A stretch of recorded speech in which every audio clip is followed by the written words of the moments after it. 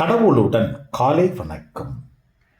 புனித மார்க்கு எழுதின செய்தி 1 அதிகாரம் 29 முதல் 39 வரை உள்ள இறை வார்த்தைகள்.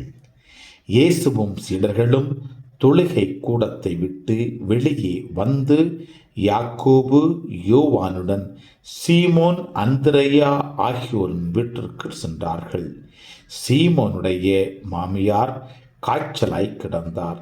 உடனே அவர்கள் அதை பற்றி இயேசுவிடம் சொன்னார்கள். இயேசு அவர் அருகில் சென்று கையை பிடித்து அவரை தூக்கினார். காய்ச்சல் அவரை விட்டு நீங்கிற்று. அவர் அவர்களுக்கு பணிவிடை செய்தார்.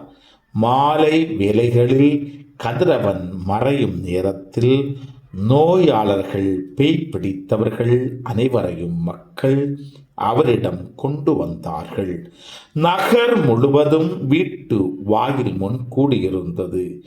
பல்வேறு பிணிகளால் வருந்திய பலரை அவர் குணப்படுத்தினார். பல பேய்களையும் ஓட்டினார். அந்த பேய்கள் அவரை அறிந்திருந்ததால் அவற்றை அவர் பேச விடவில்லை. இயேசு விடியற்காலை கருக்கரில் எழுந்து தனிமையான ஒரு இடத்திற்கு புறப்பட்டு சென்றார். அங்கே அவர் இறைவனிடம் வேண்டிக் கொண்டிருந்தார். சீமோனும் அவருடன் இருந்தவர்களும் அவரை தேடிச் சென்றார்கள்.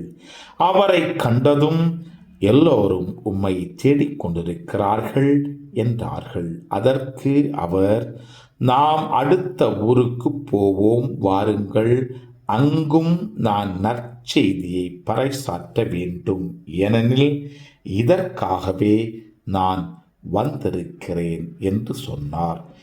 பின்பு அவர் கலிலேயா நாடு முழுவதும் சென்று அவர்களுடைய தொழுகை கூடங்களில் நற்செய்தியை பறைசாற்றி பேய்களை ஓட்டி வந்தார். கிறிஸ்துவின் நற்செய்தி. இந்த நாள் இனிய நாளாக அமைய வாழ்த்துக்கள். பல பல பல புதுமைகள், பெருமைகள், இனிமைகள் இறங்கிய நல்ல நாள், ஒரு நல்ல நாள், நம் தேவன் தந்த நாள். இது நல்ல நாள், ஒரு நல்ல நாள், நம் தேவன் தந்த நாள்.